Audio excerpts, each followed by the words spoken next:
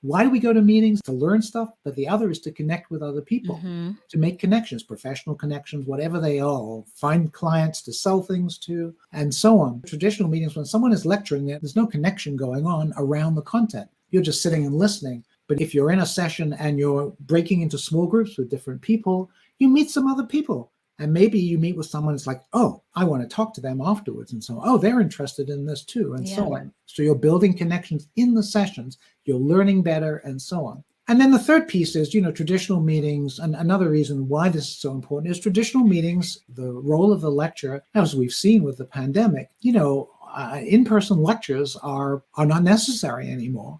You can get the best expert in the world, make a video and put it online and allow people to see it anytime they want, right when they want to learn that thing, and so on. Much better than being at an event and listening to someone talk.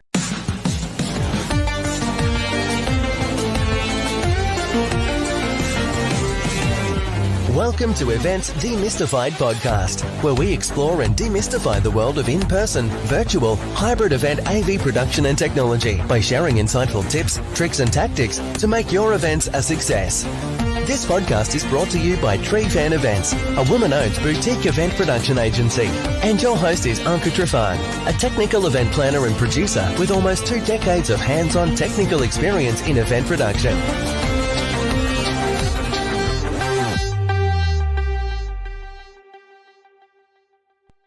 Welcome to another episode of Events Demystified podcast, your one-stop shop for tangible technical and planning advice for anyone in the event industry. Today's episode is sponsored by Tree Fan Events, a woman-owned boutique event production agency that provides the strategy, technology, and gear to host successful virtual and hybrid events. And I am your host, 𝐂𝐚𝐻𝐿𝐿. On the show with me today, I have Adrian Segar. He is the founder of Conferences That Work. He has convened, designed, and facilitated hundreds of meetings over the last 40 years, specializing in participant-driven and participation-rich events that become what attendee is actually looking for and wanting. He's the author of 3 books on meeting design, declared must-reads for event professionals by Meetings.net, Conferences That Work, creating events that people love, The Power of Participation, creating conferences that deliver learning, connection, engagement, and action,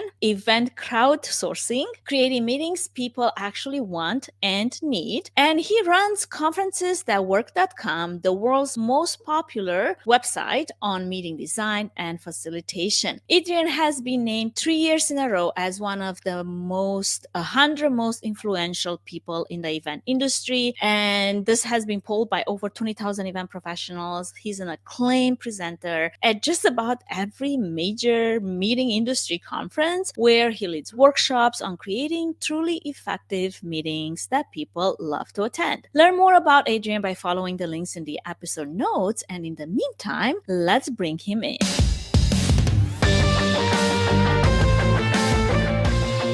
Welcome to the show, Adrian. How are you doing today? Good. I'm very happy to be here. Thanks for inviting me. It reminds me of actually Puerto Rico, where we got to meet in person back in May, I believe. I'm so excited to honestly have you on the air, to have actually run into you. I think it was on a bus. It was so random.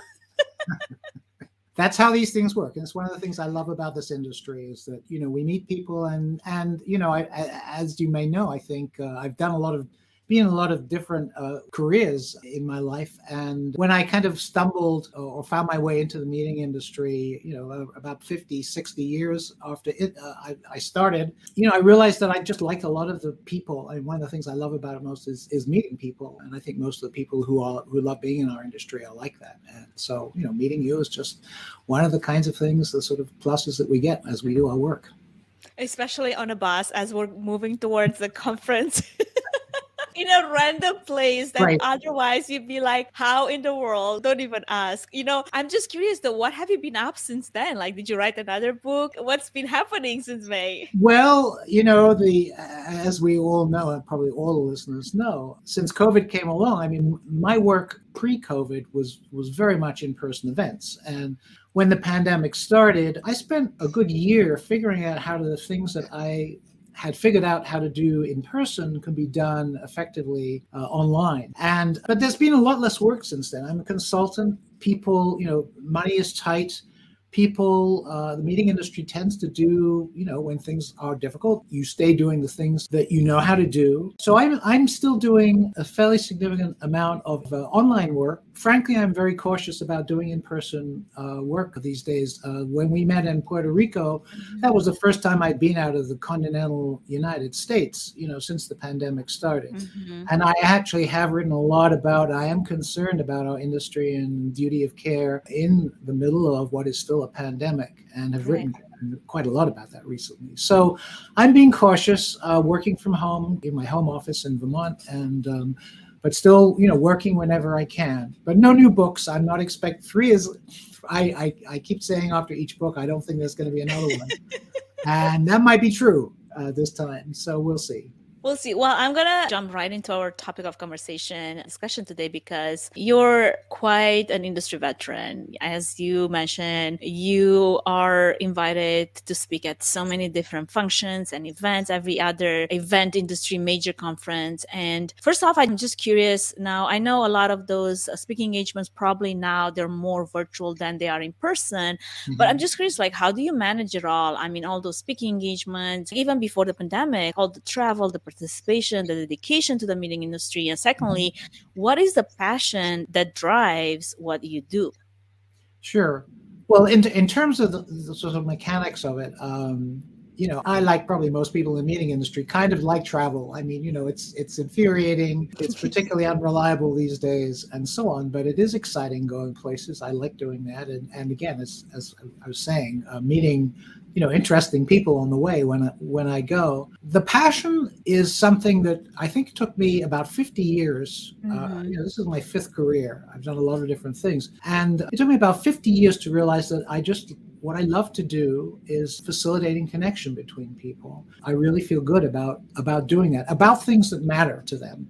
This is not just kind of doing it for the sake of doing it, but getting a group of people together who have something in common, a profession, an interest, something that they do that they want to get together and talk about and learn about and connect about and find other people who do what they do, who share that same passion. And I realized that I love to make that possible and create meetings that become what the people who come to them actually want and need. And I got into this really by accident. I mean, I've been in my professional careers, I was a particle physicist, and then I had a solar manufacturing company.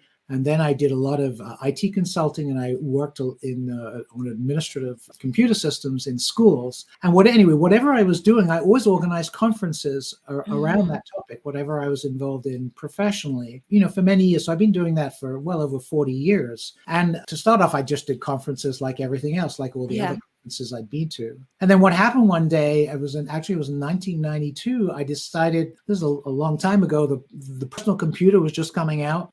In small schools, I was teaching at a small college at the time and doing IT work there. And I said, let's have a conference about how to use these newfangled personal computers in schools.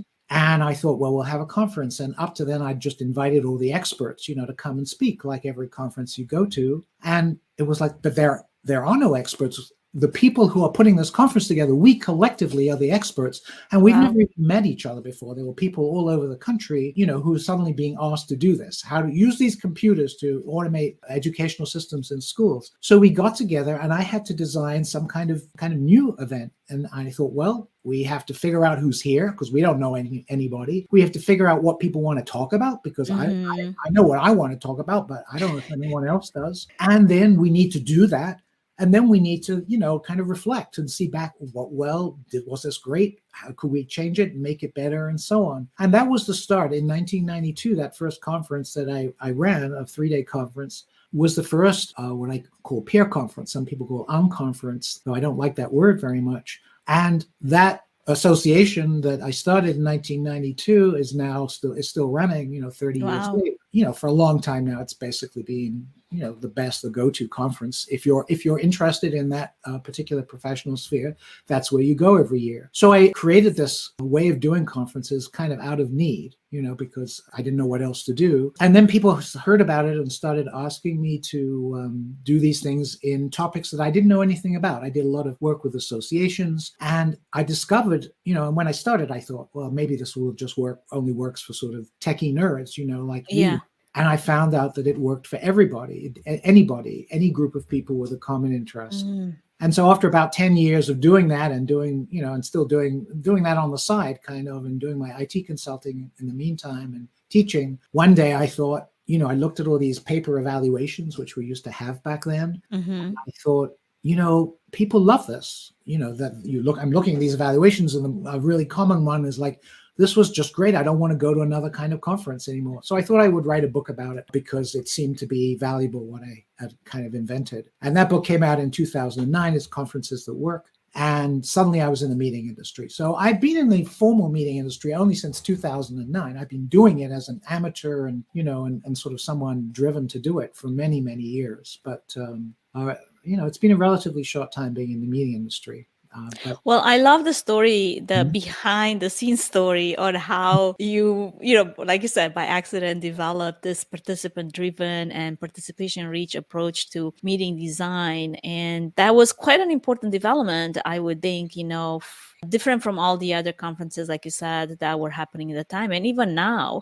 So piggybacking on this question, I guess, now that we know the story, let's define in your own words then, what is a participant driven and participation rich meeting design? Well, essentially, it has a number of components, and the components are one of the key ones is that you need a process at the start of such meetings to allow people to discover who else is in the room. We all know that these days, you go to a conference and, there's 100 people there, let's say, that all the expertise isn't the 2 or 3 people who are up on stage and speak, if it's a conventional event. The folks in the room have a tremendous body of expertise and experience. And usually that doesn't get tapped at all. I mean, the sessions are all about the few people in the front of the room. So the kinds of meetings that I do, the core pieces are an opening piece and I have a whole set of very simple processes to make this happen, where people find out about each other, they find out who else is there. Crucially, they learn what other people want to talk about or need to talk about, questions they have, issues they want to discuss, people they're looking for to collaborate with, whatever it is, they have an option to share that with the larger group. And then also they hear about individuals' expertise and experience. So at the end of that beginning piece, everyone there has a huge amount of information about who's there, what the kind of general interest is in the room. And that can include things that someone might say, well, I just spent the last year doing such and such, and they don't think it's any big deal. And there are 30 people present who say, oh my goodness, we're just about to start doing that. We want to do that. Tell us what it was like. And suddenly that person finds that they're leading a session on that topic. And no one, none of the conference organizers, none of the people in the room, and maybe even the person themselves realized that they had some experience or expertise that was really valuable to other people. So this uncovering piece is an essential part. And then you've also got all this information about what people want to actually talk about, and you also know about people who might be able to address those needs. And so then there's a process which I've kind of highlighted in my third book, which is called about crowdsourcing meetings, which is creating programs and also session designs that actually meet the needs, the wants and needs that people have been uncovered for the people at the event. So you build, and this sounds really scary to a lot of people who have never seen it happen before. You build a program on the fly at the meeting. So this is the purest form, by the way. I should explain that, of course, you can obviously have keynote speakers. Right. Normal event planners have a little bit of a control issues, right? That sounds very, very scary. It does. And this is one of the most common things. People contact me all the time for all kinds of reasons. People have existing conferences and they're getting feedback that people are unhappy with them. The speakers aren't right. The topics aren't right. all kinds of things like that. And then there are people who these are my favorite ones, the people who want to do a new event, something that's never been done before. And it's great to work with designing a meeting like that, because you can create something that is really great right from the start, rather than trying to change from something that attendees in the past have been used to, which tends to be, something more traditional. So doing this work is very rewarding. With this in mind, what is the actual definition of what participant-driven and participation-rich meeting design really is for anyone? This is the first time that they've heard of the concept itself. Right. Well, the first thing you have to understand is why it's important. important.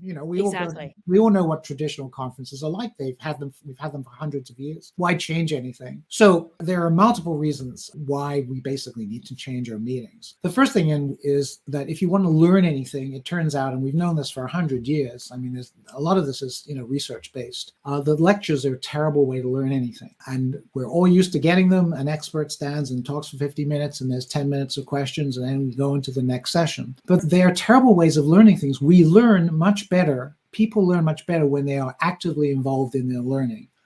So, I mean, you called me a presenter, for example. I rarely present. I don't know the last time I've spoken uninterruptedly for more than 5 or 10 minutes at the most.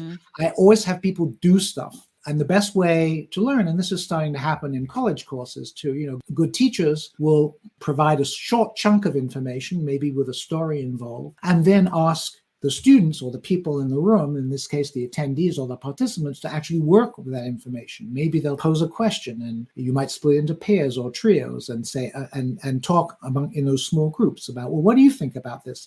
What would you do? Etc. and so on. The moment someone is actually speaking, actively part of the session, they will learn much better. They will remember much more of what happened. They will remember it more accurately. They will remember it for longer. So there's all kinds of evidence, research evidence we've known for a long time, that if you want people to learn things well, you need to have them actively involved rather than just sitting back and listening to someone and falling asleep. Do you feel this style also is so much more important, especially when delivering virtually, when people have such a short attention span, and also you get distracted by a million other things if you're not involved in the conversation? Right. Exactly. Yes. Again, short chunks of content. Having people online, you have people go into breakout rooms in Zoom, into small group work, and so on. And you do that frequently, so people stay engaged. And here's the brilliant thing about it: when you do that, why do we go to meetings? There are two reasons: to learn stuff, but the other is to connect with other people, to make connections, professional connections, whatever they are, find clients to sell things to, and so on.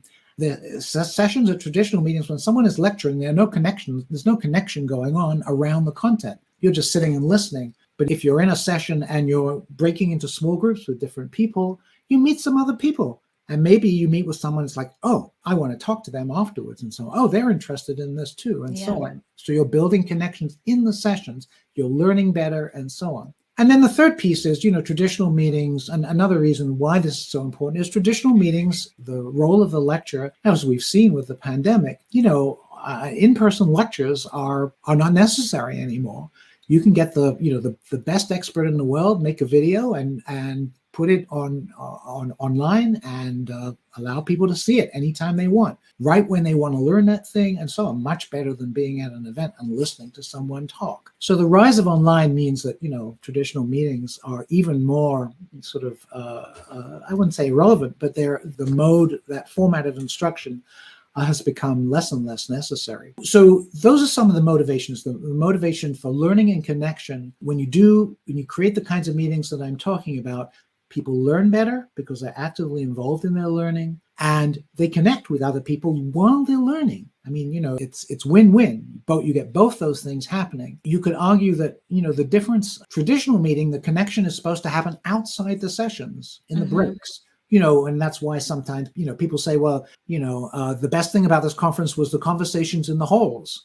What I do, and what these designs, participant-driven and participation-rich designs do, is bring connection into the sessions around meaningful, useful content. And that also, that's the other benefit is that the participants can then shape what happens in the sessions. I might run a session on something that I know about for conferees, and I will not, give a predetermined talk about that topic. I will do, sort of AMA, ask Adrian anything kinds of sessions. It's like, what do you want to talk about? Write it on a Post-it note. All of you, I'll give you all a Post-it note. Write one thing you really want to learn about in this session, which is about this topic. Write it down, hand it in, put them on the board. Oh, about a third of you would really like to talk about this. 2 or 3 people want to talk about this. Then I've got 4 separate questions here. And then you design a session that meets those needs on the fly. That's what, it's not very hard to do that. And good presenters will do that kind of stuff these days. But it's still, unfortunately, pretty rare. I was going to ask, like, does it take specific skills for a presenter to embrace this type of presentation or delivery of content in a way versus what's been done before, where you just speak to a group of people and then you just hope that somebody retains or somebody actually pays attention? It's a good question. I mean, I find it fairly easy to do. I have found that, and I've worked with hundreds of organizations, and I found that there are some people who are uncomfortable with it, but there are a lot of people who discover when they try it that it's actually rather invigorating, and they get great feedback. It's like, oh, your session was really good because you were responsive to the needs of the people in the room. You didn't spend half your time talking about something that only 3 people were interested in. So the session is going to be better when you're responsive that way. And it's not hard to do. My second book is full of very simple techniques that people can use to do this kind of work and create better sessions and also better events. Well, I love that you kind of turn, your physics background into a brand new life's mission in a way to improve meetings, basically at their very core level. And what happens at the event by designing and facilitating the process that creates connection around, as you said, appropriate and needed content in the sessions and not just in the hallways. Why do you consider this to be, in so many ways, your life mission? And do you feel like it will evolve in something else now that we're kind of sort of in an endemic space? It's a gray area. We're still in the pandemic, but it feels like it's the endemic. It's like nobody knows. Well, there's several answers to that. First of all, I learn new things all the time. I'm always trying new things. I mean, I will try new things in every meeting I've ever designed. I include, new elements in. Every meeting is unique. And every meeting I do, there are some unique circumstances. And I get ideas and I try them. And sometimes those ideas don't work so well, or sometimes they work really well, or sometimes someone suggests something during the meeting that makes that idea better. So I'm always learning. On the other hand, I do spend a lot of my time, writing pieces. My website, conferencesthatwork.com, has become incredibly popular because I've been writing a blog post on it every week for the last 12 years. There's over 600 blog posts. They're pretty much all they're just as relevant today as they were, when I started writing them. And there's still a lot of work to be done. I mean, you and I know how many traditional meetings there are and how many people there are who are still the only way, a meeting, a conference has to be this way. And you also asked about my motivation. And, the other story another story that I have about that is when I was in my first career, I was a researcher in high energy particle physics and have a PhD in particle physics. And I was a grad student for a while, and I would go to these academic conferences. And there'd be, 100, 200 physicists in the room. And they were, the traditional events. And there were some brilliant physicists would stand on stage and talk for 50 minutes. And then a few people would ask questions. And often the questions were like more or less to show how brilliant the people asking the questions were rather than anything. It was all kind of status and dominance kinds of stuff. I'm a big fan, by the way, of flattening meetings because I do believe that pretty much everyone who goes to a meeting has stuff to contribute.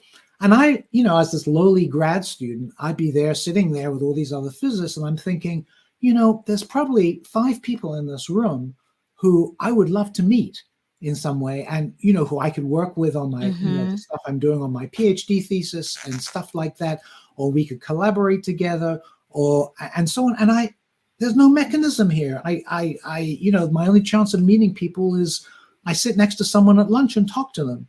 And maybe, the person who could change my life, in the physics world, which I was in at the time, is sitting, 3 chairs away and talking to someone else, and I'll never meet them because I never had an opportunity. But, if I had met them, it would have been amazing. So I've had that experience. I mean, that was something that really motivated me when I started running my meetings myself. It's like, how can I make meetings better for everyone who comes? And again, reduce this kind of a hierarchy where the only people who are the most important people are the ones in front of the room speaking, and everyone else is like second-class status, which is, simply not a useful situation to be in these days. Absolutely.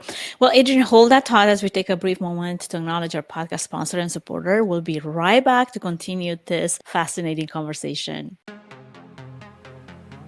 Before we move any further, I wanted to give a quick shout out to our main sponsor, Trifan Events, which is a boutique event planning and production agency that will come alongside you, offering personalized event planning and technical support, strategic event design, production and technology management, and flawless execution for live, virtual, and hybrid events. The team at Trifan Events is passionate about planning and producing event experiences that get people involved with true moments of interaction, engagement, and co-creation, while offering white glove treatment throughout the entire planning process, enabling you to reach your event goals with the use of creativity, production tools, and event technology. To find out how Trifan Events can plan and produce your event become memorable, go to trifanevents.com.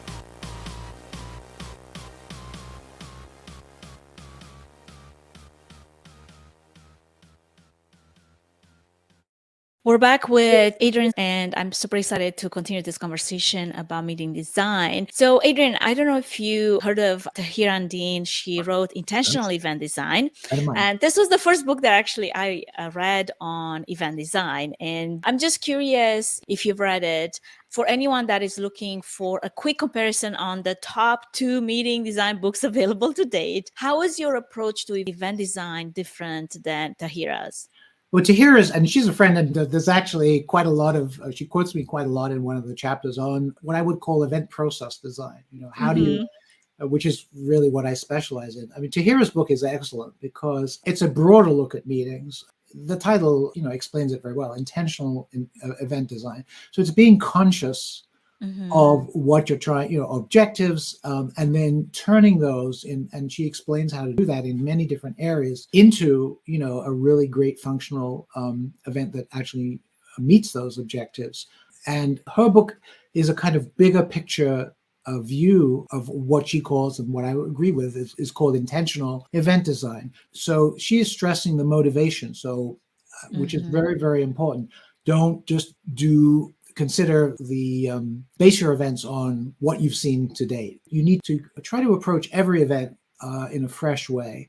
And obviously, we have tools and things that we've done before that we think, oh, that's going to be relevant for this particular event, but always staying open and coming up with new things. I mean, as I said, every meeting I try something. I come up with something new because it needs something new. It needs something different because I'm trying to meet an objective that's a little different from the last few hundred that I've done. So that's very important. So I like the book a lot. And my book is much more about on process design. It kind of really focuses on what I see as the essence of the events. Why do we go to meetings?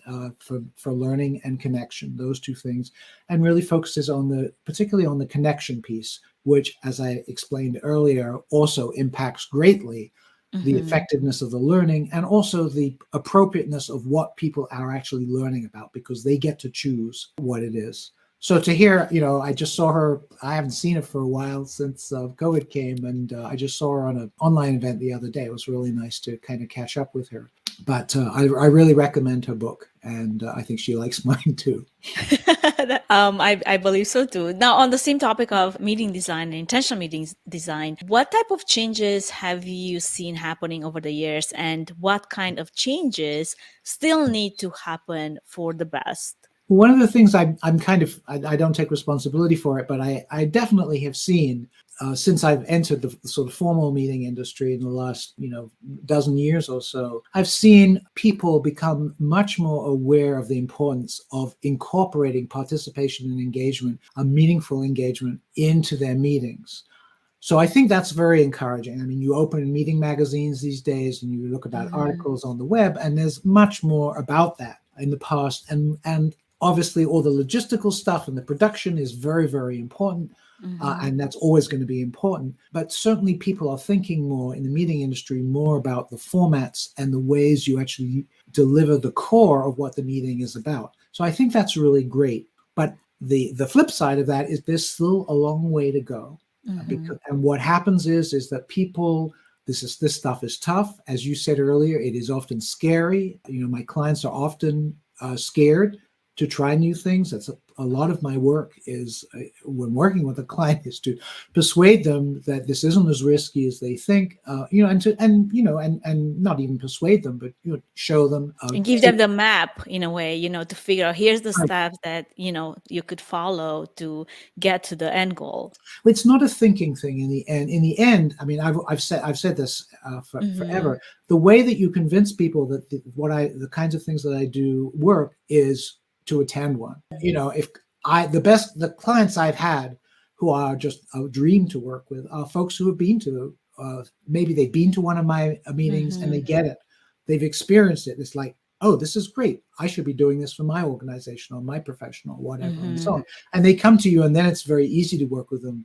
I mean, there are a few people who read the book. I mean, I'd say maybe 5 or 10% of the people who read the book on my blog posts, like, oh, I see why this would work. Yeah, I'm a believer. Most people, in my experience, do need to experience it because it's very, very scary, as you said, particularly for event professionals, to give up control. They see it as giving up control. And the interesting thing is that you're actually, well, first of all, I would argue that you never really had control anywhere, anyway, that was something of a myth. You might have controlled the program completely, but that doesn't mean that you controlled the experience very well, because a lot of pre-programmed programs are basically not relevant to what attendees want. And I know that for a fact because I've been able to compare what people thought meeting attendees wanted with what they actually wanted when they were given the choice.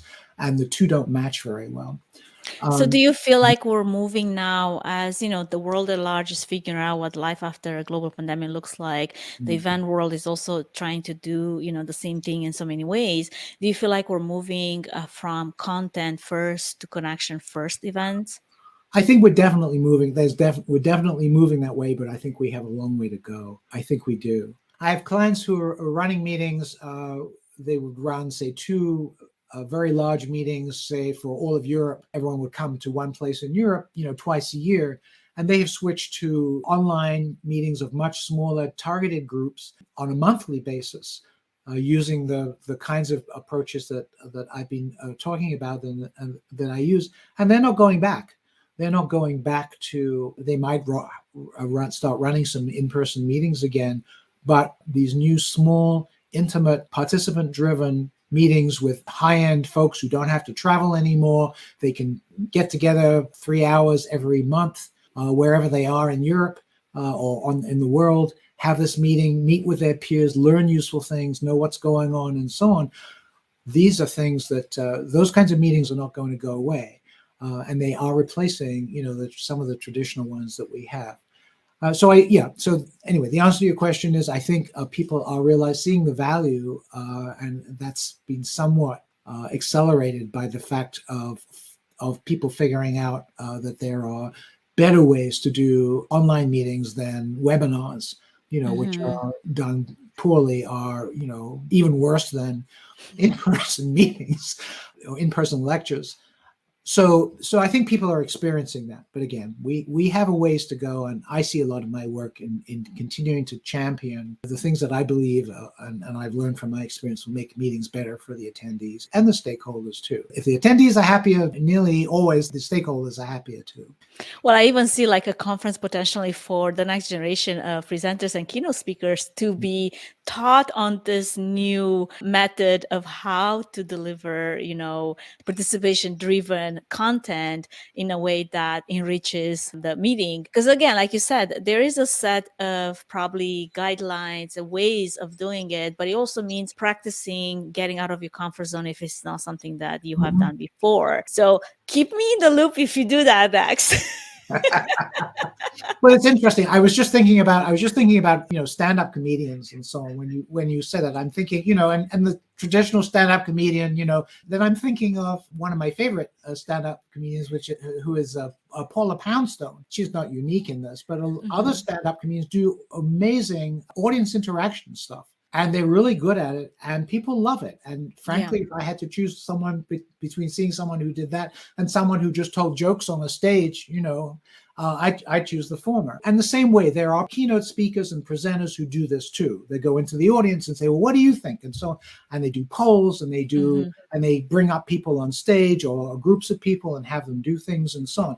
But again, it's the minority. A lot of, keynote speakers, and I have some critiques of, obviously I have some critiques of keynote speaking myself. I'm never going to be a keynote speaker. I'm not a speaker. I'm a much more of a facilitator and teacher, I think. But a lot of keynote speakers are, again, kind of, I feel, sort of trapped in the, I am a really important person and you have to listen to what I have to say. And here are the words, of the expert, listen to me. And again, the research shows, I mean, I know this from my experience, I've heard so many keynote speakers in my life, and I think about how many of them I can remember what they said 6 months later. They're great at the time. Good ones are really great at creating an emotional experience. And you think, oh, wow, that's great. And then a couple of months later, you can't even remember what they said, and they didn't change your life. And I'm interested in creating meetings that change people's lives, in whatever way that works for those people, giving them that possibility. Because if you went to a meeting and your life didn't change, what was really the point of going? Or you can't even remember like the week after, let alone a month later, right. what the topic was about.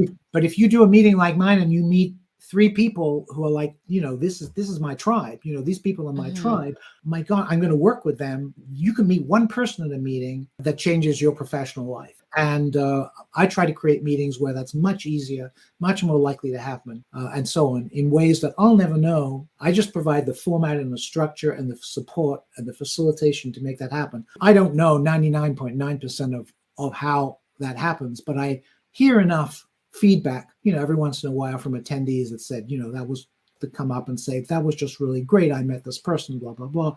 It's like, okay, I seem to be doing okay. That's awesome. Well, this is a fantastic conversation, Adrian. Thank you so much for sharing so much of your experience and learn wisdom in regards to meeting design. In closing, what is one piece of advice that you have for event professionals out there that would be helpful for them as they plan their very next meeting or conference with design in mind? Well, obviously, I'm going to champion what I've been talking with you about, which is, and again, going back to suggesting that they experience the kind of meeting that I've just described. How can they do that practically? Is there anything lined up that you're working on? I run participation labs, I call them, every once in a while. And I've been doing them during the pandemic. I've been doing them online. I tend to, sometimes associations ask me to run them for their members, and sometimes so sometimes there are private workshops. But I don't have any schedule at the moment. But basically what I've always put out to the community is if there are enough people, if you want to have one happen, and I have on my website, I have a place where you can say, yeah, I want to go to one of these things, and so on, and this is the region I'm in, and so on, or online, or whatever it is, and people can register for those things, and every now and again, if I get enough of those, I'll run one. But I run small versions pretty regularly, 2 or 3 hours. But to do this kind of stuff properly, it takes a day or so, at least a day. And online, that would be, spread over maybe 3, half days or something like that. So it's harder to do online. And I'm not super excited about doing in-person meetings right now. I'm just concerned about COVID. So what is one piece of advice that, as we were mentioning, event professionals can take home is attend one of those show and tell so you can experience for yourself. Any other advice that you like to leave our audience with? I think the one piece of advice I'd say is for a lot of event professionals, and speaking now probably more in the association space. I do a lot of work with associations, which are communities of practice around, a profession or whatever it is, and so on. Listen carefully to what your attendees are saying. Look at the feedback from the conferences and the meetings that you've had, and you'll often find, and many event professionals are saying, well, there are always people who are unhappy and so on, and we're doing the best that we can. And I think looking at that honestly, and it's a hard thing to do, and saying maybe there are things that we can do to make our meetings better, and then looking into the kinds of things that I've been talking about here, is a way that certainly associations, a lot of associations can really make a difference and improve the experience of their members and the value of membership for their members. So that's what I would suggest. Event professionals themselves, we listen to our clients. If our clients come to us and say, I want a conventional meeting, you'll say to them, okay, I can do that. And you might say to them, hey, did you ever think about this? And if the client says, no, not interested in that, then there's not very much you can do about it. It's one of the things I like is that people tend to come to me when they realize that, they're ready to make a change like that. But certainly association members, a lot of traditional association conferences are really not very good. And there are many things you can do, simple things you can do, inexpensive things you can do to improve them. That's fabulous. Well, thank you so much for insightful tips and tricks shared with us today. Where can our audience connect with you aside from conferences, work.com that we mentioned several times? Mm-hmm. Sure.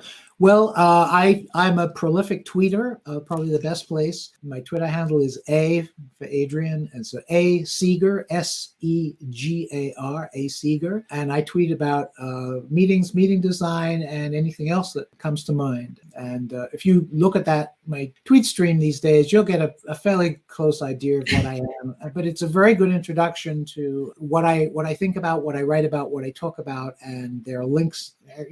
Basically every post has a link to something that I think is valuable. So I'm a good person to follow on Twitter in the meeting industry, and about 8,000 people seem to agree. So that's good.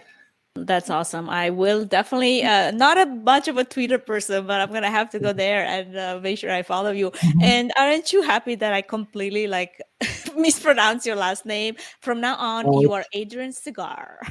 Well, see, if it's Segar. I know it's Segar, but I was like, this is the European flair. That's how you sound like. Think Pete Seeger, Bob Seeger, and so on. They're spelled differently, but we're all pronounced the same. But it's just an accident. I'm sure there are folks with my name spelled that pronounce it differently. But Adrian Segar, if you can get it right, and if you can't, I'll still love you anyway. I love it. Thank you so much. Well, friends, this is it for today's episode. We had the honor of having Adrian Segar with us today. Make sure that you check out his website. There's going to be a link in the episode notes with some free downloads of numerous useful peer conference resource materials, including some of the handouts. I've seen that you have them there, the forms, model session narratives, and timing, soundtracks, and scripts that come with the Conferences That Work and the Power of Participation, a book that you wrote. I hope that you enjoyed this episode as much as I did and learned a thing or two about Adrian and what he's passionate about. Thank you so much for staying tuned all the way till the end. Make sure to subscribe to our podcast and don't miss our next episode airing out on Friday. Thank you, Adrian. Have a wonderful rest of your day. Thank you, Anka. Thanks for inviting me. I had a great time. Thank you. Thank you for listening to the Events Demystified podcast. If you enjoyed this podcast, please take a moment to review it, rate it, and share it with other event professionals that could benefit from it. Connect with us on social at Events Demystified Podcast. We would love to hear from you and what you're up to. If you'd like to learn more about Tree Fan Event services and find out if we're a good fit in supporting your event, can we help your event be successful with a 20-minute free consultation? Link in the episode's notes. Thanks for tuning in.